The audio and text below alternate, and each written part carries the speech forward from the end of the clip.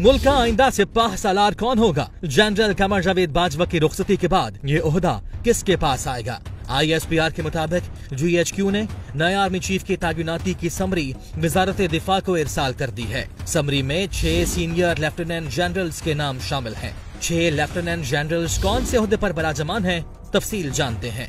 Lieutenant general Asim Munir सबसे senior lieutenant general हैं। सितंबर 2018 में उन्हें 2 स्टार जनरल के ओहदे पर तरक्की दी गई थी, लेकिन 2 माह बाद चार्ज संभाला, जिसके नतीजे में लेफ्टिनेंट जनरल के तौर पर 4 साला दौर 27 नवंबर को इस वक्त खत्म हो रहा है। वो एक बेहतरीन अफसर हैं। लेफ्टिनेंट जनरल आसिम मुनीर मंगला में ऑफिसर्स ट्रेनिंग स्कूल प्रोग्राम के जरिए सर्विस में शामिल हुए और फ्रंटियर फोर्स रेजिमेंट में कमीशन हासिल किया। वो उस वक्त से मौजूदा चीफ ऑफ आर्मी स्टाफ के करीबी साथी रहे हैं, जब से उन्होंने जनरल बाजवा के मातहत ब्रिगेडियर के तौर पर फोर्स कमांड नॉर्दर्न एरियाज में फौजियों की कमान संभाली थी, जहां उस वक्त जनरल कमर जावेद बाजवा कमांडर एक्सकोर्ट थे। बादशाह उन्हें 2017 के अवाइल में DG मिलिट्री इंटेलिजेंस मुकर्रर किया गया और अगले साल अक्टूबर में ISI का सरबराह बना दिया गया। ताहम आला इंटेलिजेंस अफसर के तौर पर उनका इस ओहदे पर कयाम मुख्तसर मुद्दत के लिए रहा।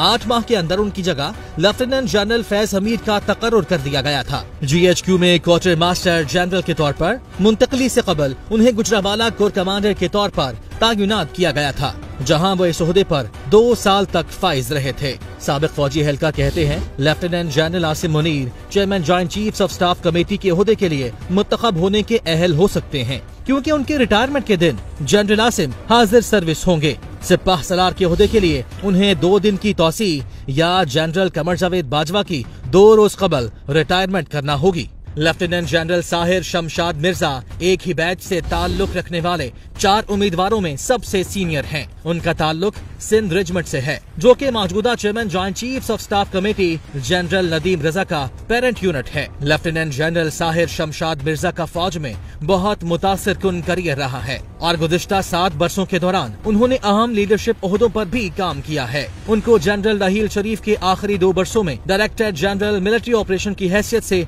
तवज्जो मिलना शुरू हुई। अपनी इस हैसियत में वो GHQ में जनरल राहील शरीफ की कोर टीम का हिस्सा थे, जिसने शिमाली वजीरिस्तान में तहरीक तालिबान पाकिस्तान के खिलाफ ऑपरेशन की निगरानी की और क्वाड्रिलेटरल कोऑर्डिनेशन ग्रुप में भी काम करते रहे। पाकिस्तान, अफगानिस्तान, चीन और अमेरिका पर मुश्तमिल इस ग्रुप ने ही बैनुल अफ़गान मुज़ाकरात में सालिसी का किरदार अदा किया था। इसके अलावा लेफ्टिनेंट जनरल साहिर शमशाद मिर्जा सरताज अजीज की ज़ेरे क़यादत गिलगित बल्तिस्तान में इस्लाहात के लिए बनने वाली कमेटी का भी हिस्सा थे। लेफ्टिनेंट जनरल अजहर अब्बास मौजूदा उम्मीदवारों के माबैन भारत के उमूर पर सबसे ज्यादा तजुर्बेकार फर्द हैं।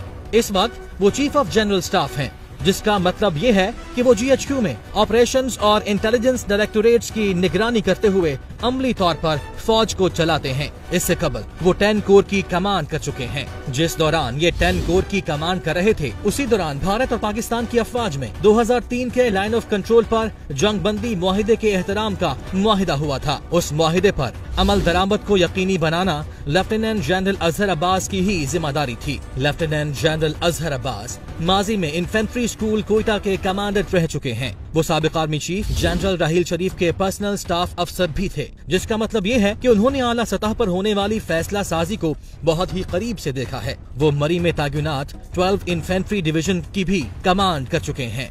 लेफ्टिनेंट जनरल नुमान महमूद इस वक्त नेशनल डिफेंस यूनिवर्सिटी के सदर हैं। मजबूत करियर के हामिल हैं। मुल्की मगरबी सरहद के माहिर हैं। उनके वालिद 1971 की जंग में शामिल थे। वो मिसिंग इन एक्शन अफसर हैं। नुमान महमूद ने अपने वालिद की यूनिट 22 बलोच की कमांड भी की।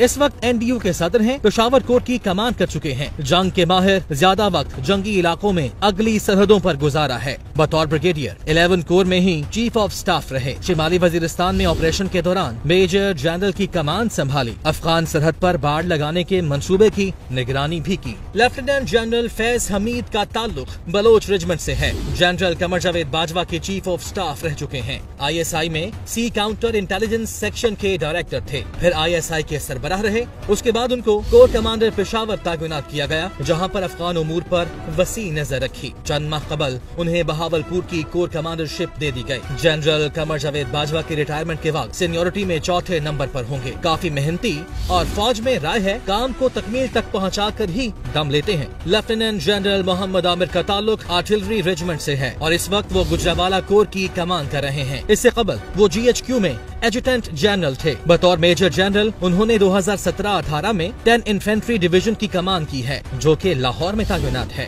वो chief of army staff secretariat में DG स्टाफ ड्यूटीज भी रह चुके हैं, जिसके बाइस वो कमांड ओहदों और GHQ का खातिर खाह तजुर्बा रखते हैं। इससे कबल 2011 से 2013 तक साबिक सदर आसिफ अली जरदारी के मिलिट्री सेक्रेटरी भी रहे हैं। अपने करियर के दौरान वो आज के फैसला साजों के बहुत करीब रहे हैं।